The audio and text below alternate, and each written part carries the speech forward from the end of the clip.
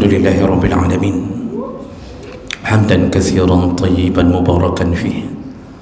أشهد أن لا إله إلا الله وحده لا شريك له، وأشهد أن محمدا عبده ورسوله الكريم. اللهم صل وسلم على نبينا وسيدنا المصطفى محمد وعلى آله وأصحابه أجمعين. أما بعد، فيا عباد الله، أوصيكم وإياي بتقوى الله، فقد فاز المتقون. أعوذ بالله من الشيطان الرجيم. بسم الله الرحمن الرحيم. فويل للمصلين الذين هم عن صلاتهم ساهون. صدق الله العظيم. Segala puji bagi Allah, kemudian salawat dan salam pada Rasulullah, pada keluarga dan seluruh sahabat-sahabatnya yang Allah muliakan. InsyaAllah jamaah Jumat yang telah datang karena Allah, mudah-mudahan Allah balas dengan terbukanya pintu surga. Jamaah muliakan Allah, orang yang salat seyogyanya akan diberikan surga oleh Allah Subhanahu wa taala, karena dia telah taat pada Allah Subhanahu wa taala. Namun ada sesuatu yang aneh yang perlu kita fikirkan. Dalam surat Al-Ma'un ayat 4 dan 5 Allah mengatakan, fawailul lil musallin, nerakalah bagi orang yang salat. Nerakalah bagi orang yang salat. Ada apa dengan orang salat sehingga masuk neraka? Allah jawab, allazina hum an salatihim sahun, yaitu mereka yang salat tapi mereka lalai tentang salatnya. Allah pakai kalimat an. Allah tidak pakai kalimat fi, tidak pakai huruf fi, tapi an, menunjukkan bahawa yang masalahnya ada di luar salat, eksternal, bukan di dalam salat. Dan jemaah mendekatkan Allah Subhanahu wa taala. Oleh kerana itu perlu kita berhati-hati. Ternyata yang salat pun bisa masuk neraka. Dan itu kalau terjadi sesuatu yang sifatnya membuat Allah memvonis dia neraka. Kalau begitu, apa penyebabnya jemaah mendekatkan Allah? Yaitu kemunafikan salat tapi beriringan dengan sifat munafik. Ini yang menyebabkan walaupun salat tetap neraka. Oleh kerana itu kita perlu tahu apa ciri-ciri orang yang salat tapi munafik. Dia salat tapi munafik. Sifat munafik itu sifat yang sangat dijauhi dan diminta untuk dijauhi oleh Rasul dan sahabat. Jadi sahabat begitu takut kalau terkena sifat nifaq, karena Allah telah mengatakan, wa'adallah al-munafiqin wal-munafiqat wal-kuffar nara jahannam. Allah janji munafik laki-laki, munafik perempuan itu akan bersama dengan orang kafir di dalam neraka. Munafik itu ada dua, ada munafik aqidah, ada munafik amalan atau amali. Munafik aqidah adalah munafik yang berpura-pura masuk Islam tapi menyerang Islam. Kalau di dalam masa Rasulullah itu dipimpin oleh Abdullah bin Ubay bin Salul, KTP-nya Islam tapi menyerang Islam. Itu aqidah, dia sebenarnya kafir. Sekarang di masa-masa mendekati kiamat itu banyak ngakunya Islam tapi merongrong Islam. Itu dikumpulkan bersama orang kafir dalam neraka. Yang kedua, itu tidak kalah buruknya, yaitu munafik amalan. Akidahnya Islam, benar-benar Islam, tapi amalannya munafik. Dan salah satunya adalah kemunafikan di dalam salatnya. Nah, ini yang patut kita ketahui, terutama bagi kita yang salat. Waspadalah agar kita tidak terjatuh ke dalam sifat nifaq ini. Ciri-cirinya jemaah mulakan Allah. Yang pertama, berdasarkan surat An-Nisa ayat 142, Allah Subhanahu wa taala mengatakan, innal munafiqina yukhadi'una Allah wa huwa khadi'uhum. Orang munafik itu mencoba menipu Allah, padahal Allah lah yang menipu mereka. Kenapa Allah menipu mereka? Mereka mengira mereka telah melakukan makar pada Allah, padahal Allah lah yang menjadikan mereka munafik, sehingga mereka tak terbebas dari munafik, lalu Allah masukkan neraka. Di situ setelah itu Allah sebutkan ciri-cirinya. Yang pertama, wa iza qamu ila salati qamu kusala. Orang yang salat tapi munafik, iaitu mereka salat tapi dalam keadaan kusala, iaitu malas salat.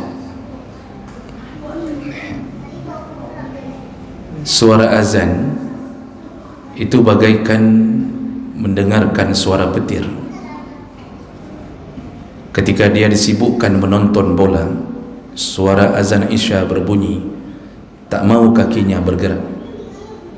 Dia teruskan menonton, dia tak peduli dengan salat. Maghrib datang, dia habiskan waktunya hanya untuk menghabiskan secangkir kopi. Dia tak mau salat, tapi dia salat, tapi tak mau salat ketika datang waktunya. Terasa malas luar biasa. Kalau kita sudah punya sifat ini, azan tak lagi disahut, azan tak lagi dipenuhi, salatnya nanti kita tunda-tunda, kaki ini terasa berat. Ketika tidur terasa berat sekali untuk mengangkatkan kepala dari atas pembaringan.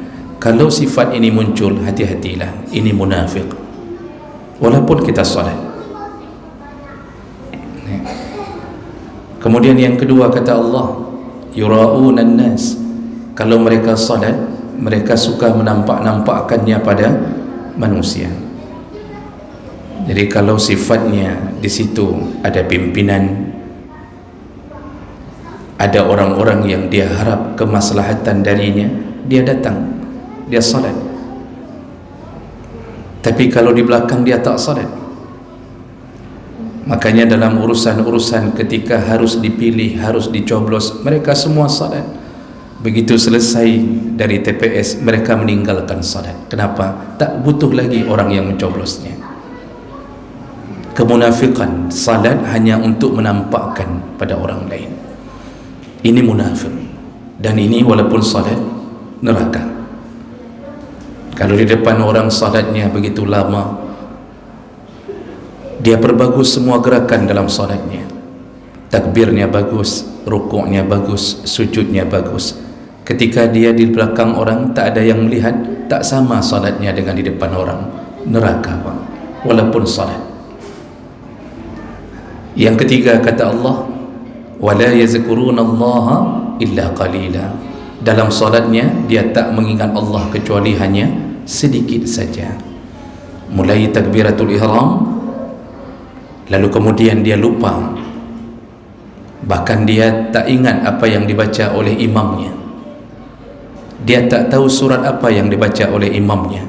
Terus dari rakaat pertama melayang-layang pikirannya ke pekerjaannya, kepada mobilnya yang mungkin masih diservis, ke anak kuncinya yang tak tahu ditaruh di mana, ke lahan bisnisnya, dan itu adalah permainan syaitan. Rasulullah mengatakan, begitu kita mulai salat, syaitan datang lalu menyebutkan zakir kaza, ingatlah ini, ingatlah itu. Makanya memori yang tak disangka-sangka pun datang. Semua yang tak kita duga datang memenuhi pikiran kita. Lalu kita terjebak ke dalam salat. Baru sadar diri ketika Assalamualaikum warahmatullahi, baru sadar diri. Ini walaupun salat tetap neraka. Ini ciri-ciri munafik yang disebut Allah dalam satu ayat. Lalu kemudian Nabi menyambung ciri-ciri munafik yang menyebabkan nerakanya orang yang salat, yaitu susahnya melakukan salat subuh dan salat isya. Kata Rasulullah dalam hadis, inna asqalas salat alal munafiqin salatul isya wa salatul fajr. Salat yang paling berat dilakukan oleh orang munafik, paling berat. Semua salat berat untuknya, tapi paling berat salatul isya wa salatul fajr, iaitu salat isya dan salat subuh. Kenapa salat isya berat? Maghrib tadi ada salat isya, dia sudah mulai kekenyangan, dia penuhi dengan nafsu syahwat, tontonan yang macam-macam menghiasi hari-hari malamnya itu, lalu dia tak datang lagi untuk salat berjamaah. Dia salat di penghujung malam ketika mata sudah mulai mengantuk, ketika mulut sudah mulai menguap, dia salat, tapi salatnya dia tunda dan dia berat sekali melakukannya, seakan-akan ingin dia percepat kerana tak sanggup menahan kantuknya. Munafik walaupun salat. Salat subuh begitu susahnya dia bangun, kerana dia tidak punya senjata melawan syaitan. Padahal kata Rasulullah, ketika kita tidur, syaitan tidur di khaysum, syaitan itu tidur di rongga hidungnya, maka susah sekali. Kemudian syaitan juga mengencingi orang yang tidur, dan kencingnya kental sekali kata Rasulullah, makanya tak terdengar suara azan. Salat subuh dari 5:30 kalau waktu sekarang berakhir jam 7 kurang 10 atau kurang 5 menit, atau jam 7 kurang 15. Sekarang dia terbangun selalu jam 7 salat, tapi selalu begitu. Dia salat tapi selalu begitu. Susahnya bangun salat subuh. Ini walaupun salat neraka. Jadi orang munafik itu susah sekali melakukan salat subuh dan salat isya. Jangankan berjamaah, di rumahnya pun susah. Berhati-hatilah dengan urusan ini. Kemudian dalam hadis yang lain Nabi menambahkan ciri berikutnya, orang munafik itu selalu menunda-nunda salat asar, ditunda-tunda salat asar, padahal Allah katakan hafidhu ala salawat was salatil wusta wa qumu lillahi qanitin.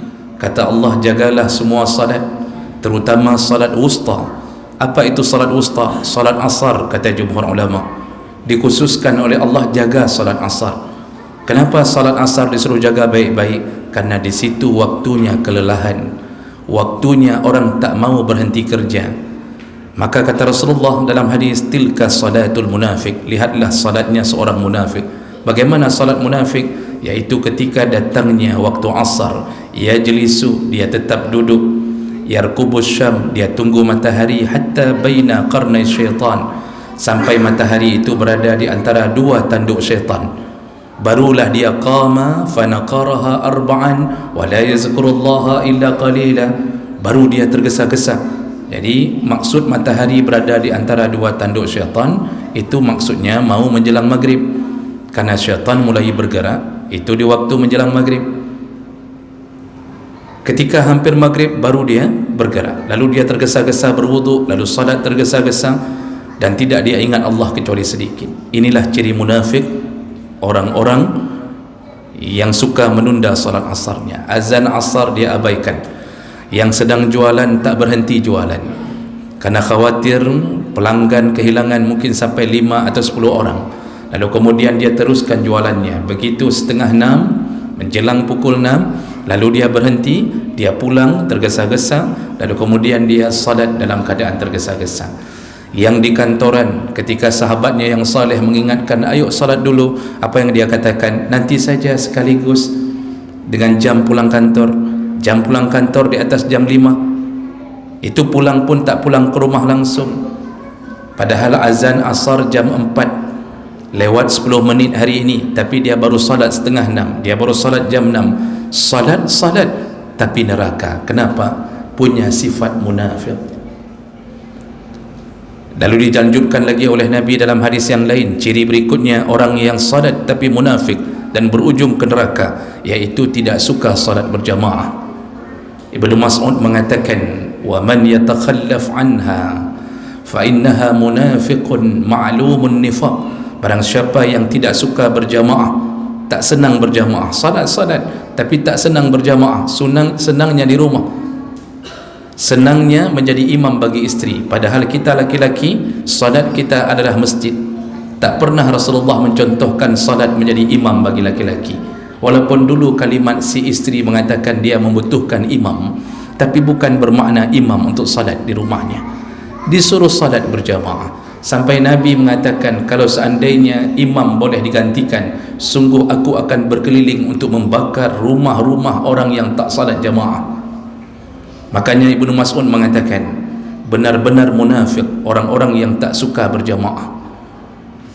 Duhur di rumah, asar di rumah, maghrib di rumah, isya di rumah, benar-benar munafik.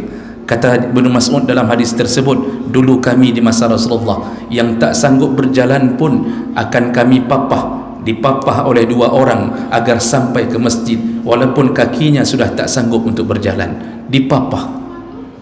Makanya iman ini yang menentukan kita munafik atau bukan. Di Mesir ada seorang kakek tua, buta, cacat, tapi dia ikat tali dari pintu rumahnya menuju ke tiang musallanya. Setiap hari dia memegang tali itu agar menggapai rumah Allah. Penderitaan kita hanya 50 sampai 60 tahun, tapi dapat surga khalidina fiha abada, selama-lama yang tak berganti lagi dengan penderitaan. Maka jangan tinggalkan jamaah. Semua kita akan lepaskan, semua seragam kita, semua bintang kita, semua kehebatan kita, jubah, gamis, semua kita lepaskan. Yang tertinggal hanyalah amal.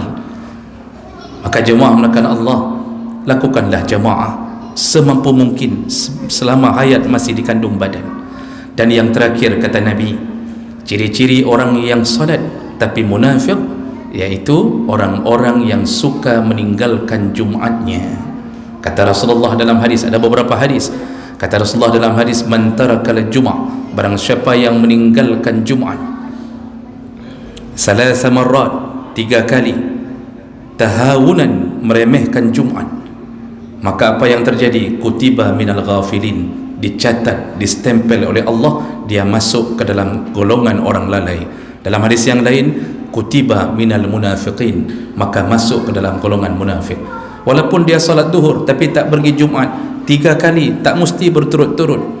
Kata para ulama, tak mesti berturut-turut. 3 kali meninggalkan Jumat tanpa uzur, tidak sakit, tidak sedang safar, tidak ada apapun, maka Allah stempel hatinya munafik. Inilah yang paling bahaya. Maka jemaah menekan Allah, hati-hatilah kita yang sudah salat, jauhkan diri kita dari sifat nifaq, jangan sampai menjadi munafik. Salatlah yang bisa membuka pintu surga Allah Subhanahu wa ta'ala. Mudah-mudahan Allah selamatkan kita sampai ke surganya. Amin ya rabbal alamin. Innal hamdalillah nasta'inuhu wa nastaghfiruh wa na'udzu bihi min shururi anfusina wa min sayyiati a'malina may yahdihillahu fala mudilla lahu wa may yudlil fala hadiya lahu. Asyhadu an la ilaha illallah wahdahu la syarika lahu wa asyhadu anna Muhammadan 'abduhu wa rasuluhul karim.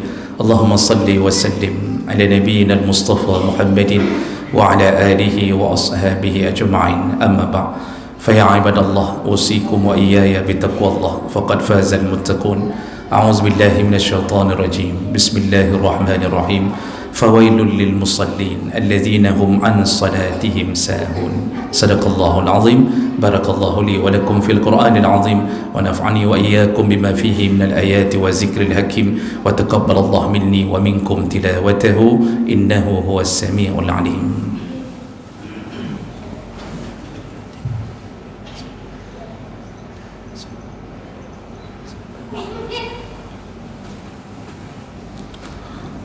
Alhamdulillahi Rabbil Alamin wa bihi nasta'in ala umuri dunya wad din. Asyhadu an la ilaha illallah wahdahu la syarika lah wa asyhadu anna Muhammadan 'abduhu wa rasuluhul karim.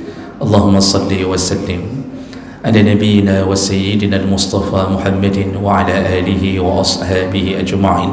Amma ba'd. Fa ya ibadallah, ittaqullaha haqqa tuqatih wa la tamutunna illa wa antum muslimun. أعوذ بالله من الشيطان الرجيم. بسم الله الرحمن الرحيم. إن الله وملائكته يصلون على النبي يا أيها الذين آمنوا صلوا عليه وسلموا تسليما اللهم اغفر للمسلمين والمسلمات والمؤمنين والمؤمنات الأحياء منهم والأموات وتابع بيننا وبينهم بالخيرات وتقبل يا سميع قريب مجيب الدعوات اللهم أعنا على ذكرك وشكرك وحسن عبادتك اللهم انصر إخواننا المسلمين في فلسطين اللهم انصر إخواننا المسلمين في فلسطين اللهم انصر إخواننا المسلمين في فلسطين ربنا آتنا في الدنيا حسنة في الآخرة حسنة وقنا عذاب النار والحمد لله رب العالمين ولذكر الله أكبر والله يعلم ما تصنعون.